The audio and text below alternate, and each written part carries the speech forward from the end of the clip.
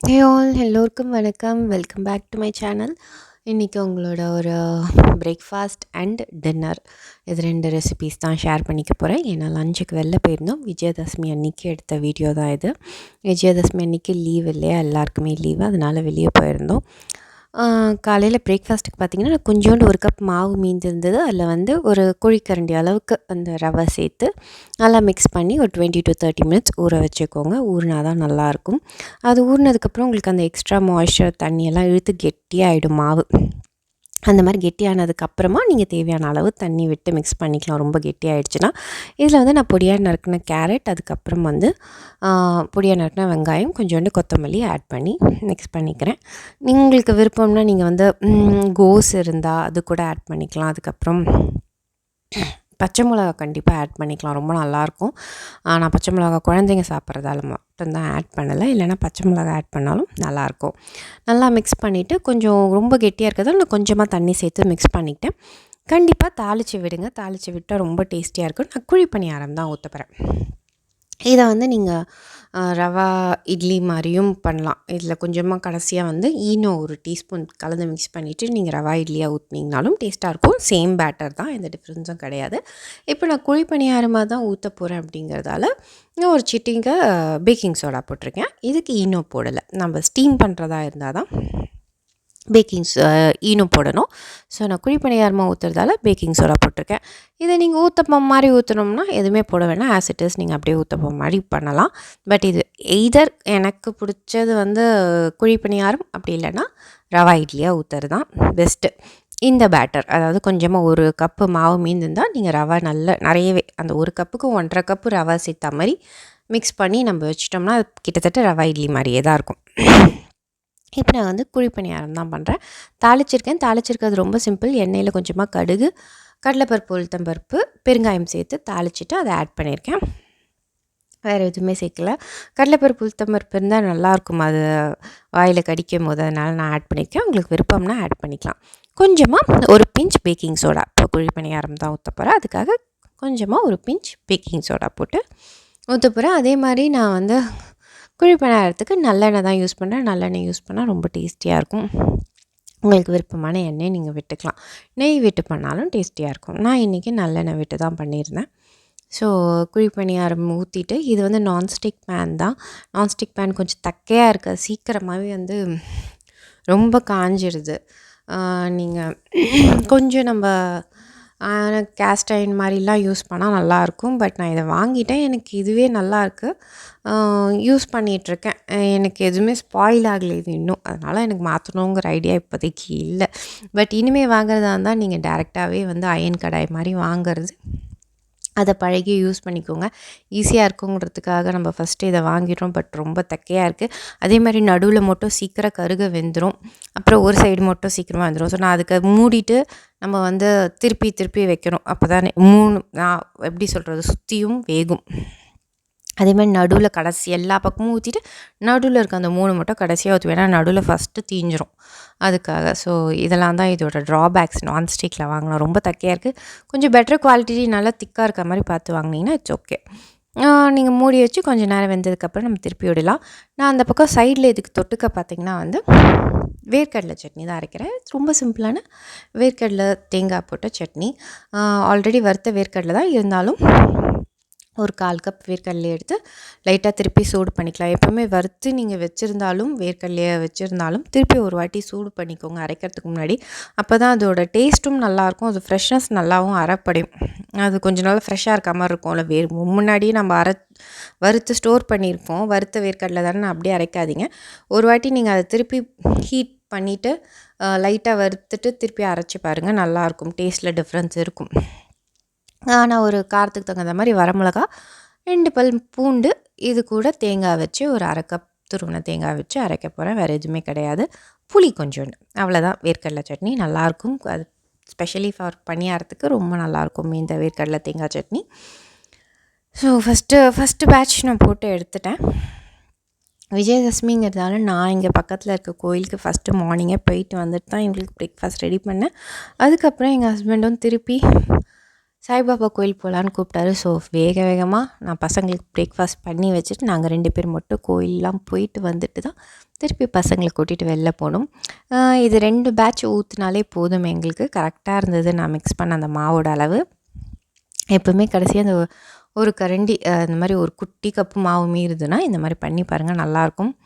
And வேர்க்கடலை சட்னி பார்த்திங்கன்னா துளி புளி வச்சு உப்பு சேர்த்து ஒரு 2 பல் பூண்டு 2-3 பல் பூண்டு போட்டு அரைச்சி எடுத்துகிட்டு அவ்வளோதான். ஸோ டிஃபன் பண்ணி டேபிளில் வச்சுட்டு நான் கோயில் போயிட்டு வந்து அதுக்கப்புறம் நாங்களும் டிஃபன் சாப்பிட்டுட்டு பசங்களை கூட்டிகிட்டு வெளில போயிருந்தோம். எங்கே போயிருந்தாலும் கூட்டமாக தான் இருந்தது விஜயதசமி அன்னைக்கு. பட் மதியானம் வெளியே சாப்பிட்டுட்டு நாங்கள் வெளியே போயிட்டு வந்தோம். ஒரு வேலையாகவும் போகணும். பண்ணிவிட்டு வீட்டுக்கு வந்ததுக்கப்புறமா நான் உங்களோட டின்னர் ரெசிபி ஷேர் பண்ணிக்கிறேன். டின்னர் ரெசிபிஸ் அகெயின் ரொம்ப சிம்பிள் தான். மாவு இருக்குது அண்டு மிளகாப்பொடி இருக்குது. இதுதான் நான் சொல்லியிருந்தேன். ஆனால் பசங்களை அப்படி சாப்பிட முடியாது. அதுக்காக வந்து பன்னீர் புர்ஜி பண்ணலான்னு சொல்லி பன்னீர் புர்ஜி பண்ணுறேன். ஆல்ரெடி பன்னீர் புர்ஜி ரெசிபி ஷேர் பண்ணியிருக்கேன். அதில் பார்த்திங்கன்னா வந்து நான் முட்டையும் பன்னீரும் சேர்த்தா மாதிரி பண்ணுறது. ஏன்னா பன்னீர் புர்ஜி நம்ம ஒரு பேக்கெட் வாங்கி பண்ணும்போது அந்த குவான்டிட்டி பத்துறதில்ல. முட்டையும் சேர்த்து பண்ணும்போது ரொம்ப டேஸ்டியாகவும் இருக்கும். பெரும்பாலும் அதை வந்து நிறைய பேரால் கண்டுபிடிக்க முடியாது. நீங்கள் முட்டை சாப்பிட்றவங்களா இருந்தாங்கன்னா ஃபைன் செய்யுங்க. அந்த மாதிரி செஞ்சு பாருங்கள், நல்லாயிருக்கும். பட் இன்றைக்கி வந்து சின்ஸ் வெஜிடேரியன் நான் பன்னீர் தான் பண்ணுறேன். இது கொஞ்சோண்டு அந்த கிணத்துல இருக்க பன்னீர் பார்த்திங்கன்னா நான் வீட்டில் பண்ண பன்னீர். அது கொஞ்சம் இருக்குது, இது கொஞ்சம் இருக்குது. ஸோ இது 2ம் சேர்ந்தால் குவான்டிட்டி கரெக்டாக இருக்கும் அப்படிங்கிறதால எனக்கு அண்ட் வெஜிடேரியங்கிறதால நாங்கள் பன்னீர் புர்ஜி பண்ணோம். பன்னீர் புர்ஜிக்கு பார்த்திங்கன்னா பேன் ஹீட் பண்ணிவிட்டு கொஞ்சமாக எண்ணெய் சேர்த்துருக்கேன். அதில் வந்து நல்லா ஒரு 2 வெங்காயம் பொடியாக நறுக்கின வெங்காயம், ஒரே ஒரு பச்சை மிளகா அதுவும் பொடியாக நறுக்கி வச்சுருக்கேன்.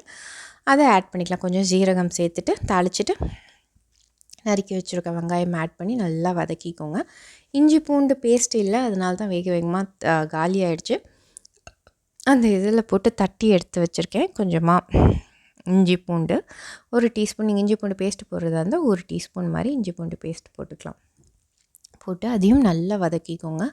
வெங்காயம் வந்து ரொம்ப ப்ரௌன் ஆக வேண்டாம், பட் ஸ்டில் நல்லாவே வதங்கணும். கண்ணாடி பதத்தை விட கொஞ்சம் மேலவே வதங்கினதுக்கப்புறமா தான் நீங்கள் வந்து தக்காளி சேருங்க. தக்காளி சேர்த்து தக்காளியும் வந்து தக்காளி பார்த்திங்கன்னா 2 வெங்காயத்துக்கு ஒரே ஒரு தக்காளி, ஒரு மீடியம் சைஸ் தக்காளி தான் எடுத்திருப்பேன். அதையும் பொடியாக நறுக்கி ஆட் பண்ணிக்கோங்க. ஆட் பண்ணி நான் உப்பு சேர்த்துருக்கேன். நான் கல் உப்பு தான் சேர்க்குறேன். முடிஞ்ச வரைக்கும் இந்த கொஞ்சம் ட்ரை மசாலா ஃப்ரை பண்ணுறதுக்கு போடுறது இல்லை பொரியல் இதை தவிர எல்லாத்துக்குமே கல் உப்பு தான்.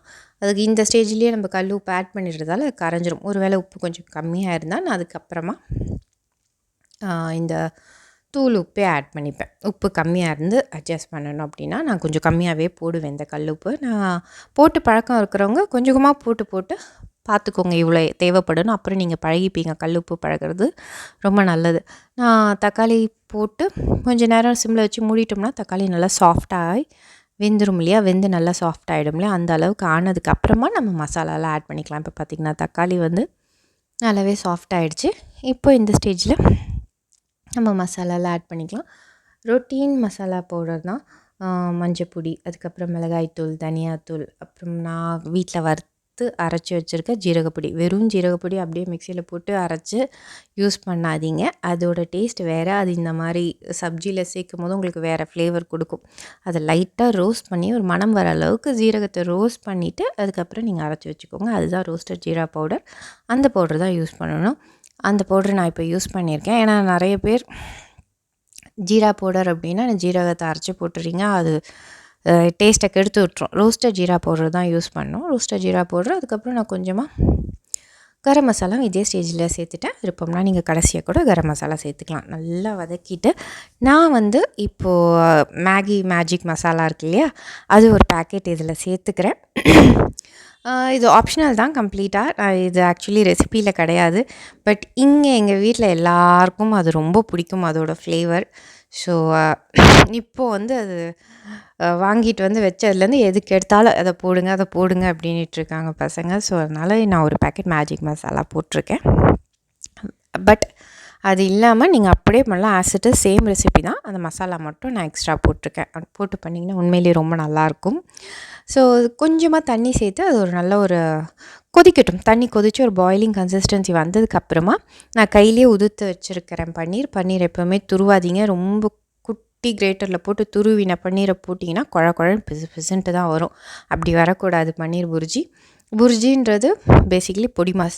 ஸோ நீங்கள் நல்லா கையில் பொடிச்சு விட்ட பன்னீரை தான் இங்கே ஆட் பண்ணணும். ஸோ நான் கையில் பொடிச்சு விட்ட பன்னீரை ஆட் பண்ணி நல்லா மிக்ஸ் பண்ணிவிட்டு, அதுவும் நல்லா கொஞ்சம் தண்ணி ஏன் விடுறீங்கன்னா, ரொம்ப ட்ரையாக இருந்தாலும் அது பன்னீர் வந்து ஃப்ளேவர்ஸ் எல்லாம் இழுக்காது. அதனால் நீங்கள் கொஞ்சம் தண்ணி விட்டுட்டு அது ஒரு கொதி வந்ததுக்கப்புறம் பன்னீர் போட்டிங்கன்னா அது ஃப்ளேவர்ஸ் எல்லாம் இழுத்து அப்போ உங்களுக்கு கரெக்டான ஒரு கன்சிஸ்டன்சி கிடைக்கும். சப்பாத்தி தோசைக்கெலாம் சாப்பிட்ற மாதிரி.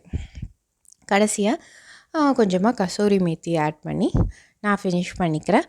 பட் நீங்கள் கண்டிப்பாக கொத்தமல்லி சாப்பிடுவீங்க அப்படின்னா நீங்கள் வந்து கொத்தமல்லி நல்லா ஃபைனாக சாப் பண்ண கொத்தமல்லி வந்து நீங்கள் ஆட் பண்ணிக்கலாம். ஒரு அரை கை அளவுக்கே அந்த மாதிரி ஆட் பண்ணிக்கலாம். நல்லாயிருக்கும் கொத்தமல்லி போட்டிங்கன்னா. இங்கே எங்கள் ஹஸ்பண்டுக்கு கொத்தமல்லி போடக்கூடாதுன்னு அவர் பின்னாடியிலேருந்து சொல்லிகிட்டு இருந்தார். நான் சமைக்கும் போதே கொத்தமல்லி போடாத அப்படின்ட்டு இருந்தார். அவருக்கு வந்து பச்சை கொத்தமல்லி ஸ்மெல் பிடிக்கிறது கிடையாது. அதனால தான் மோஸ்ட்டாக அதை அவாய்ட் பண்ணுறது. அப்படி இல்லைன்னா வெறும் இலை மட்டும் கிள்ளி போட்டு அது ஒரு கொதி வந்துருச்சுன்னா இட்ஸ் ஃபைன். அதோடய ஃப்ளேவர் குறைஞ்சிரும், மிக்ஸ் ஆகிடும். அது பச்சையாக இருக்கிற போது மேலே நம்ம போட்டு இதிலெல்லாம் நம்ம மேலே பச்சையாக போட்டு நீங்கள் பரட்டி வச்சிங்கன்னா ரொம்ப டேஸ்டியாக இருக்கும் ஆக்சுவலி. இப்போ வந்து அவருக்கு அதை பிடிக்கிறதில்ல, அதனால் நான் ஆட் பண்ணல. பட் நீங்கள் பண்ணும்போது கண்டிப்பாக கொத்தமல்லி நல்ல பொடியாக நறுக்கின கொத்தமல்லி ஆட் பண்ணி பாருங்கள். அண்டு கசூரி மேத்தியும் கண்டிப்பாக மஸ்ட்டு. எந்த சப்ஜியாக இருந்தாலும் உங்களுக்கு நார்த் இந்தியன் சப்ஜி அப்படின்னா கசூரி மேத்தி கண்டிப்பாக. காஞ்ச வெந்தயக்கீரை அது ரொம்ப ஃப்ளேவர்ஃபுல்லாக நல்லாயிருக்கும். இப்போ நான் பசங்களுக்கு தோசை ஊற்றி கொடுத்துட்ருக்கேன். இந்த எல்லார் வீட்லேயும் ஒரு குழந்தைங்க இருக்கும். 2 குழந்தையில் ஒரு குழந்தை வந்து எப்போவுமே கிச்சன்லேயே அம்மா கூடயே இருக்கிற குழந்தை ஏதாவது 2த்தில் 1 இருக்கும். அதில் வந்து எனக்கு என் சின்ன பொண்ணு தான் கிச்சன்லேயே தான் இருப்பாள், என் கூடவே இருப்பாள். என்ன பண்ணுறீங்க எது பண்ணுறீங்க, அவள் வீட்டில் இருந்தானா கண்டிப்பாக என் கூட தான் இருப்பான்னு நம்ம சொல்லலாம். ஏதாவது எடுத்து கொடுக்கவா, இதை பண்ணுவா அதை பண்ணுவா அப்படின்ட்டு கூடவே தான் இருப்போம். மோஸ்ட்டாக கிச்சனில் தான் இருப்பாள். நீங்கள் நிறைய வீடியோஸில் அவளை மட்டும் பார்க்குறதுக்கான காரணம் அதுதான். அவள் கிச்சனில் தான் இருப்பாள், என் கூட ஏதாவது பேசிக்கிட்டே இதை எடுத்து கொடுக்கட்டா அப்படின்ட்டே இருப்பாள். நம்ம ஆக்சுவலி உண்மையிலே நான் திரும்பி கரண்டி அப்படின்னா ஓடி போய் எடுத்துகிட்டு வந்து கொடுத்துருவான். அந்த மாதிரி தான் பண்ணிகிட்ருப்பா அவள். ஸோ அவங்க பிளேட்லாம் எடுத்து வச்சு அவங்களே சர்வ் பண்ணிக்கிறாங்க. தோசை நம்ம சுட்டு வச்சு அவங்களுக்கும் அவங்க அக்காவுக்கும் அவங்க சர்வ் பண்ணிகிட்ருக்காங்க. ஸோ இதான் டின்னர். நம்ம எப்போ சாப்பிட்டாலும் கீழே குனிஞ்சு பார்த்தா இந்த ஃபேஸ் ஒன்று இருக்கும், மினி. இவங்கள பார்க்கலாம். இந்த வீடியோ உங்களுக்கு பிடிச்சிருந்தா கண்டிப்பாக சப்ஸ்கிரைப் பண்ணி சப்போர்ட் பண்ணுங்கள். தேங்க்யூ.